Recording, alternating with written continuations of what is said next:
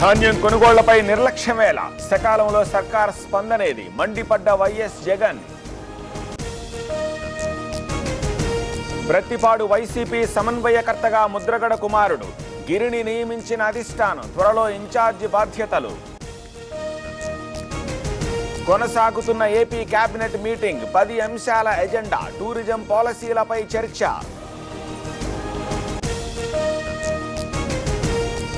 YCP హయాం కుంభకోణాలమయం, బియ్యం దందాపై విచారణ జరపాలి, ప్రతిపక్ష నేతల హస్తం ఉందన్న డొక్కా.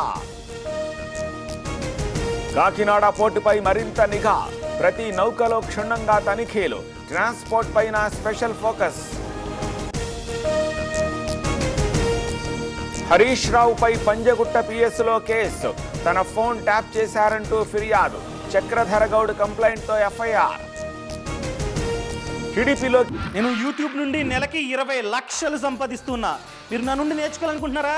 అయితే ఇప్పుడే ఫ్రీడమ్ యాప్ని డౌన్లోడ్ చేసుకోండి.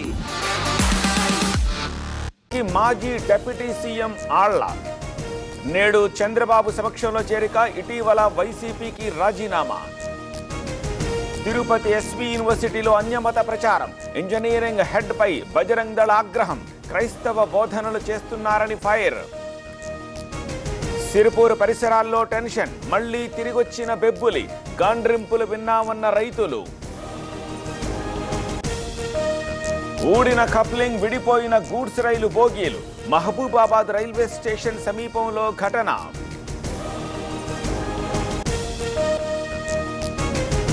వాగు దాటే క్రమంలో 2 గల్లంతు, రెస్క్యూ చేపడుతోన్న పోలీసులు. తిరుపతి జిల్లా కొత్తగుంటలో విషాదం.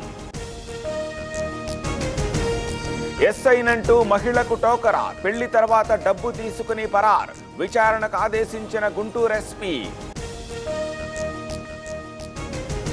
ఒత్తిడిని తట్టుకోలేకపోతున్నాం, ఆత్మహత్య తప్ప మరో మార్గం లేదు, మియాపూర్లో ఓ ప్రైవేట్ కాలేజీ విద్యార్థుల ఆవేదన.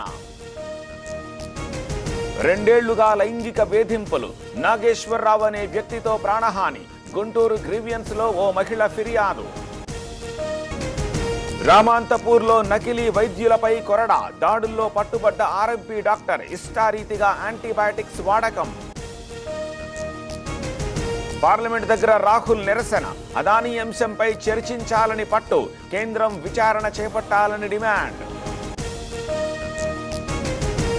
సుఖ్బీర్ సింగ్ బాధలకు మతపరమైన శిక్ష, స్వర్ణ దేవాలయంలో క్లీనింగ్, పాత్రలు శుభ్రం చేయాలని, చెప్పులు తుడవాలని ఆదేశం.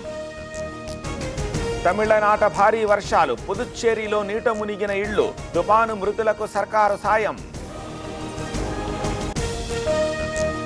శబరిమలలో కొనసాగుతున్న రద్దీ, దర్శనానికి 8 గంటల సమయం, క్యూలైన్లలో క్రిక్కిరిసిన భక్తులు.